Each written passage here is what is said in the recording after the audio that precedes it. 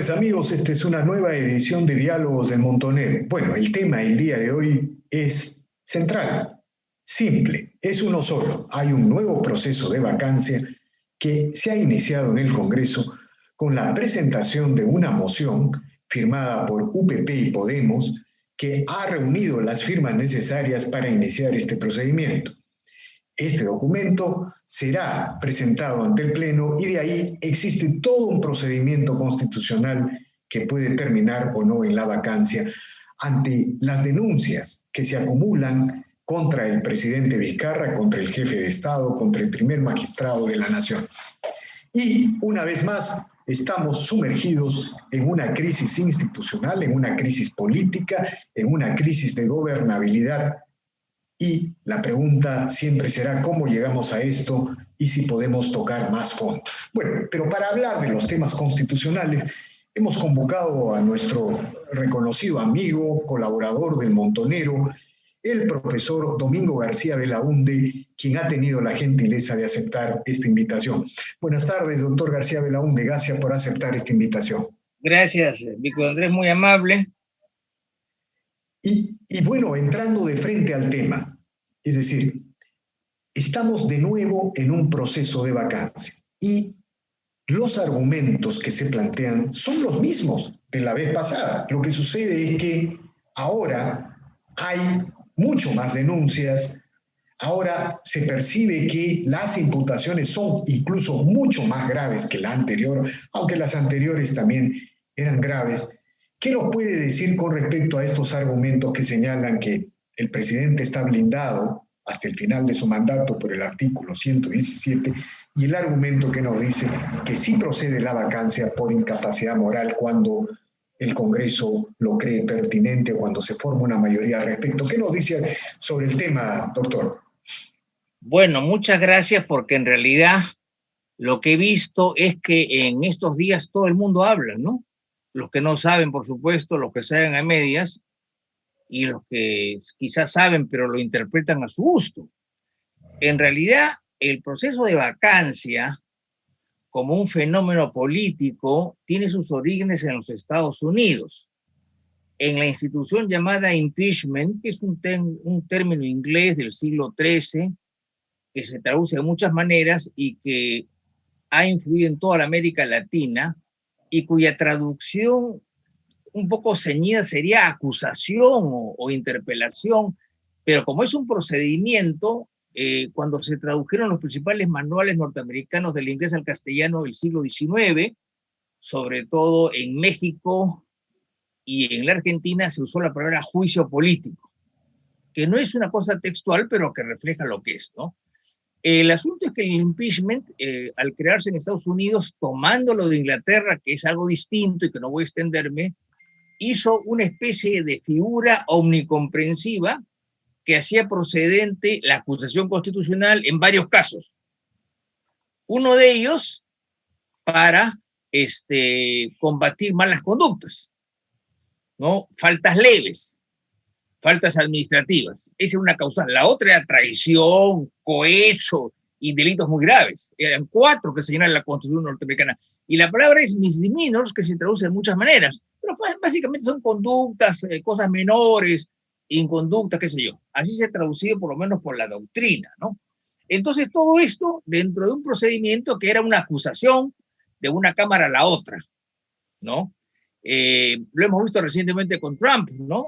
Empieza en la Cámara de Representantes, que es los diputados, y pasa al Senado. Y en el Senado, en el caso de Trump, murió por falta de votos, así de simple, ¿no? Igual pasó en su momento con las dos, bueno, en el siglo XX hubo el caso de Clinton, que salió raspando, ¿no es cierto? Bill Clinton, y el caso anterior que no llegó al proceso porque fue tan escandaloso que Nixon renunció y se fue. Y el que lo sustituyó le dio una amnistía y ahí quedó. Y Nixon era un hombre muy talentoso, ¿no? Era un hombre de primera. Se le debe mucho a Estados Unidos como gobernante, pero no le perdonó por lo de Watergate, así de simple, ¿no? Entonces se distingue una cosa de la otra. Entonces, este proceso que viene acá, curiosamente, en México en 1824 y en otros países, desgajan todo esto y ponen la vacancia fuera de la acusación constitucional. Fuera de la acusación constitucional. Y de ahí entonces, viene esa tradición Perú, al Perú. ¿perdón? De ahí viene esa idea al Perú. Así es. México en 1824 y luego se repite en otras constituciones de 1830 y se repite en muchos países de América Latina. Entonces, el cuadro que queda es la acusación constitucional, que es el juicio político, ¿no es cierto?, por tales y tales motivos que son tasados, y otra, la vacancia, que queda a la buena voluntad, simplemente, ahí no hay ninguna explicación. Y en ambos casos, lo que prima es una decisión política. En un gran debate que hubo el año 70, del siglo pasado, Gerald Ford, que fue más tarde presidente de los Estados Unidos, era miembro de la Cámara de Representantes, y se está viendo el impeachment contra un juez federal. Y hubo algunas interrupciones y él dijo una frase que ha sido recogida por la doctrina. Y dice Gerald Ford lo siguiente: para que nosotros llevemos a cabo una destitución o una vacancia, porque en este caso se trataba de eso, necesitamos dos cosas. En primer lugar, saber que esta persona es indigna de ocupar el cargo que ocupa. Y en segundo lugar, que tengamos los votos para sacarlo. Se acabó. Entonces, ahora nos vienen pues unos cuentos de que esto es una incapacidad civil que viene del Código de Napoleón, o los penalistas que dicen que acá no se respetan las categorías penales. Ahora, en el Perú, la vacancia. En el Perú se está jugando la idea de algunos, no sé si por desconocimiento o por interés, de que esto requiere un procedimiento tipo penal o un procedimiento tipo civil. Bueno, esto está diferenciado desde 1839, que se crea la vacancia por incapacidad moral. Ahora bien, ¿qué se dijo en ese momento sobre incapacidad moral? ¿Qué era lo moral? No está en los debates porque esa constitución se llevó a cabo en Huancayo y no se llevaron diario de debate, sino actas en las cuales no hay gran cosa, ¿no? Entonces no se puede saber qué hay, pero por el contorno de la época, el diccionario famoso de García Calderón y qué sé yo, y otros textos, se descubre que lo moral es lo de la conducta, ¿no? Así de simple, ¿no? No solamente eso, sino 1860 y tantos, ¿Y qué le diría? 1860 y tantos, Ramón Castilla era senador y pide la vacancia por incapacidad moral de Peset por haber firmado el tratado Vivanca Parejo. O sea, ahí está, y hay varios más antecedentes. Entonces, se trata de un proceso de tipo político que naturalmente puede ser arbitrario o subjetivo, ¿no? Sí. Ahora, ¿y qué le respondería usted ante los argumentos de quienes dicen de que la incapacidad moral es una figura tan amplia que puede dar pie al surgimiento de mayorías arbitrarias, circunstanciales en el Congreso, y que por eso el artículo 117 blinda al presidente para que los casos penales sean procesados después de su mandato? Bueno, en este caso estamos frente a casos penales. ¿Qué le respondería a usted? Bueno, yo diría lo siguiente. Veamos primero lo que es la acusación constitucional del 99, de la Constitución, de lo que es la vacancia. La vacancia es un proceso simple: enfermedad, incapacidad moral, muerte, renuncia. Son casos muy simples que se toman en 10 o 20 días.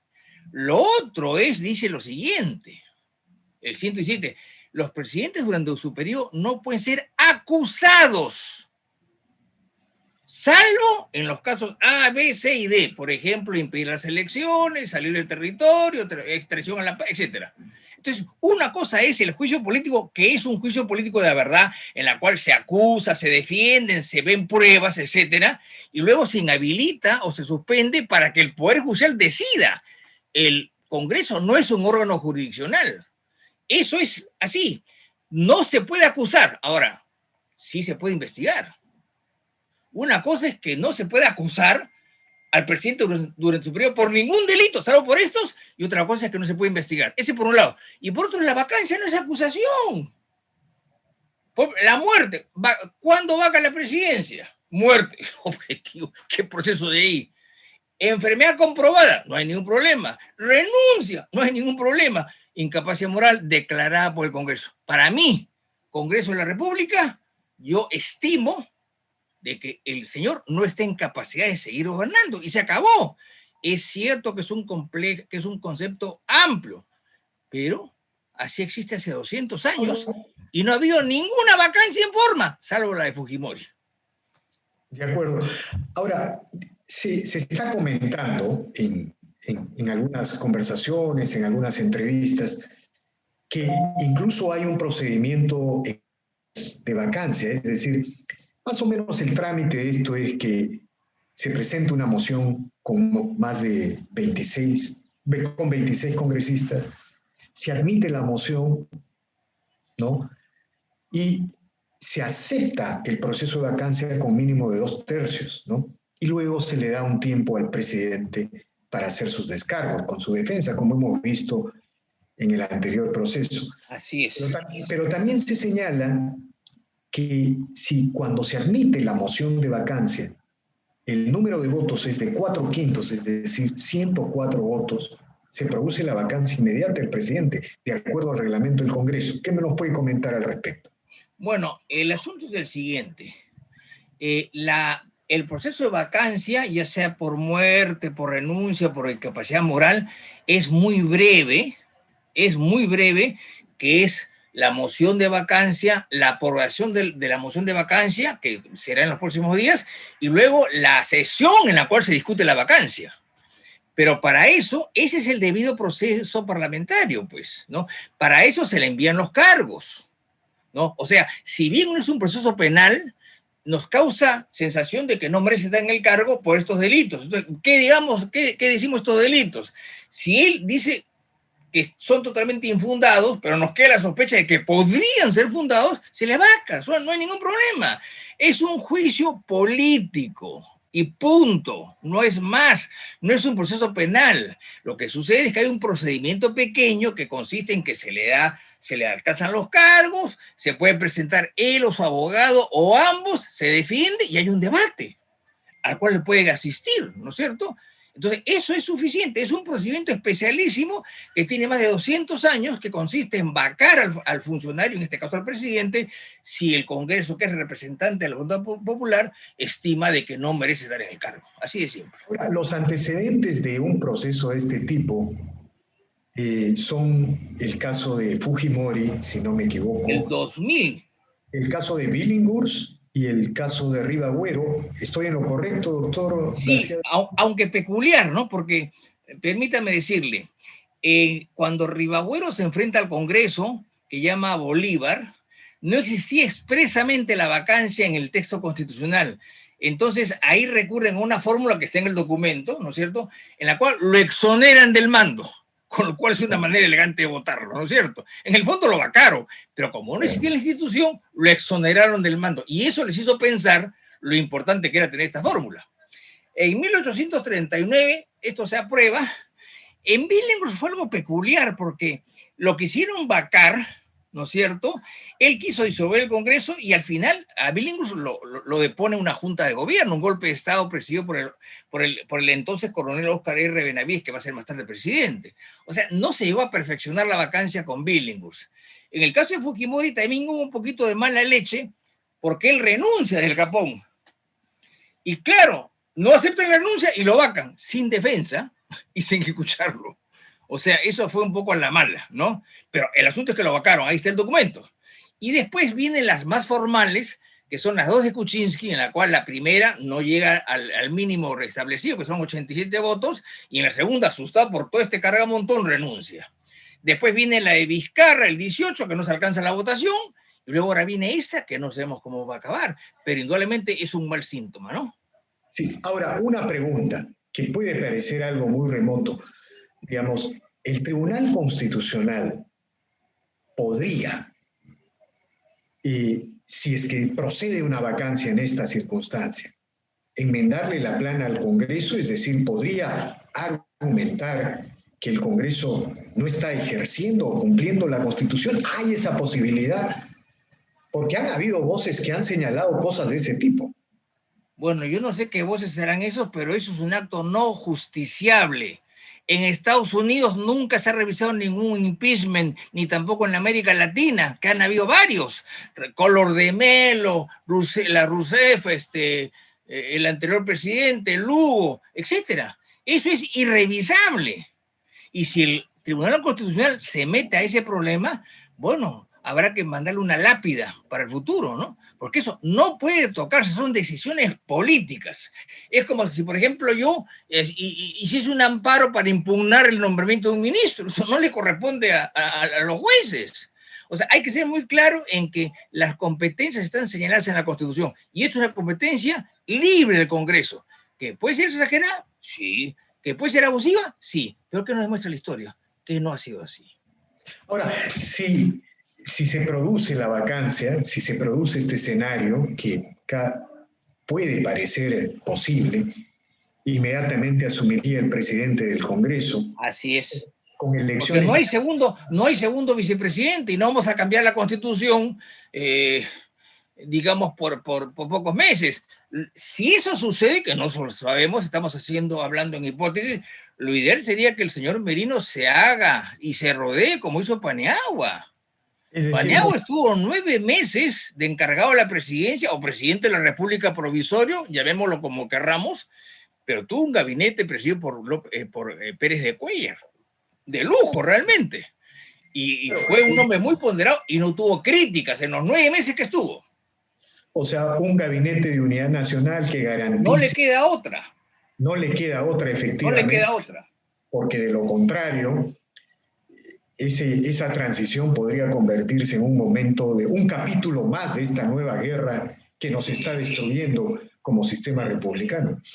Otro tema más, doctor García Belaúnde. ¿Cómo entender que el periodo político del 2016 al 2021 empieza a convertirse en uno de los más turbulentos de nuestra historia republicana?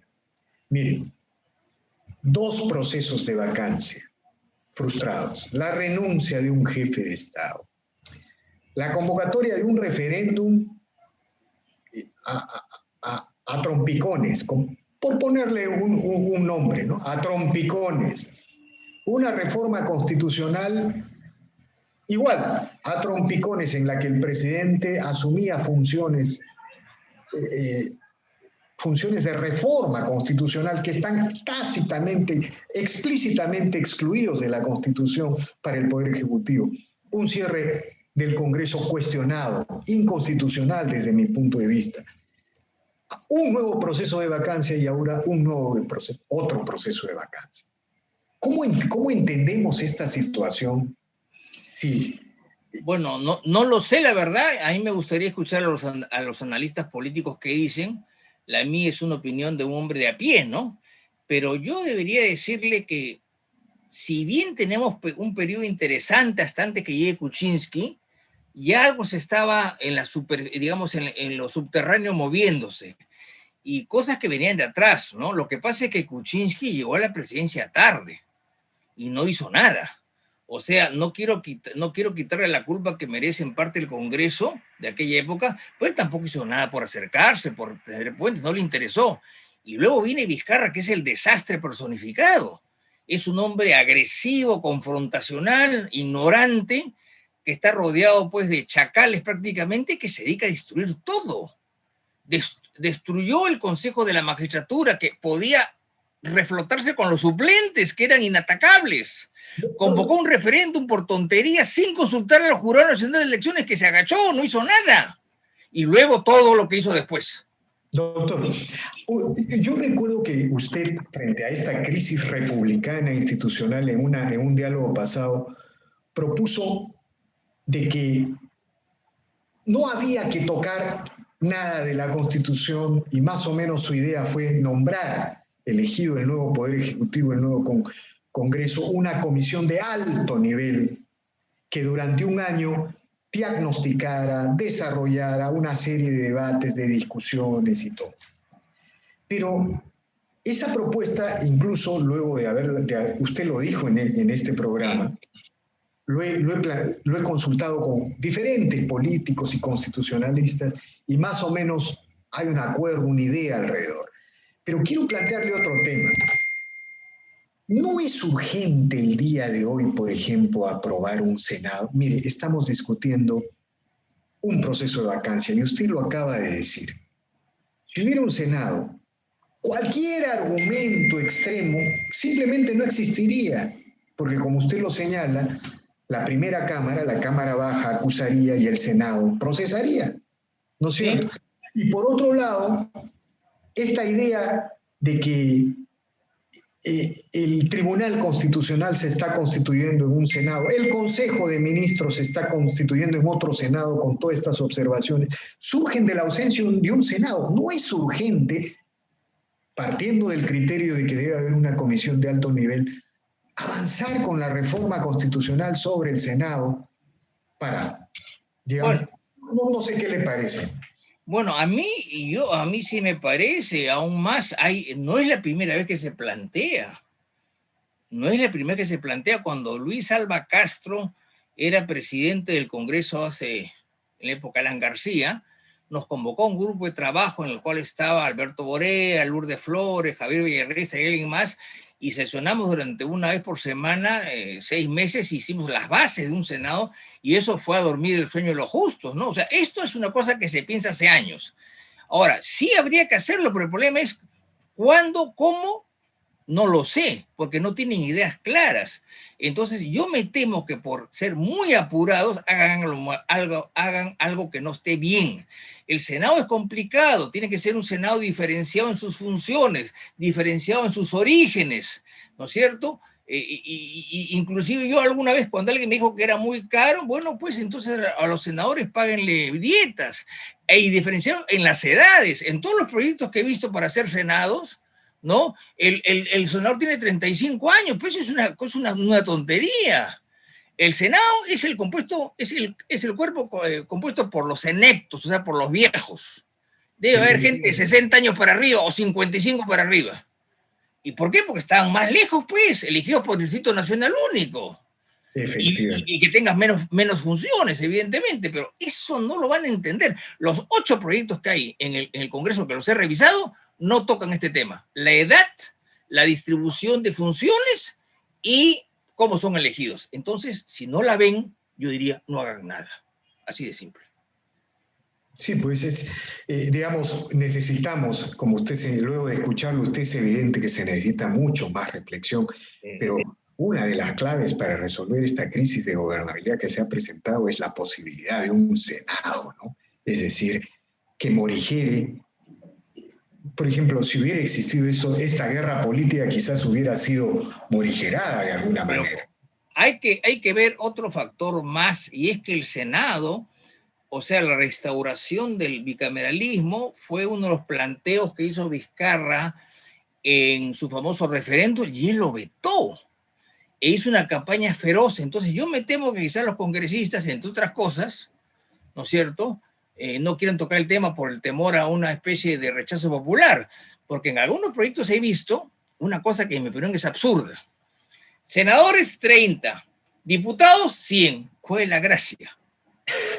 ¿Cuál es la gracia? El año 80, que teníamos 18 o 20 millones de habitantes, teníamos 245 parlamentarios. Y hoy día, 40 años después, tenemos la mitad y la población ha crecido. ¿Cuál es el problema? En los países europeos, las cámaras tienen 300 o 400 miembros. ¿Cuál es el problema? ¿No? Es un problema simplemente de distribución y nada más. Además, otro de los motivos es el siguiente: el atraso en el trabajo. Más allá de las propias limitaciones que puedan tener los congresistas, que no los vamos a tocar, hay uno que se obvia, hay mucho trabajo, hay mucha papelería, hay muchos proyectos y se están perdiendo el tiempo en tonterías. Entonces no van a poder hacerlo ahora. Porque además, como el ambiente está tan polarizado, pueden hacer algo malo. Yo preferiría dejarlo para el 28 de julio del año 21, honestamente. Muy bien, doctor García Belaúnde, infinitamente agradecido por este interés. A usted, Víctor Andrés, muchas gracias. Encantado. Siempre ilustrativas, pedagógicas, este tipo de conversaciones. Muy agradecido, doctor García Belaúnde. Gracias también, muchas gracias. Bien, amigos, esta ha sido una nueva edición de Diálogo del Montonero. Regresamos en la siguiente edición. Gracias.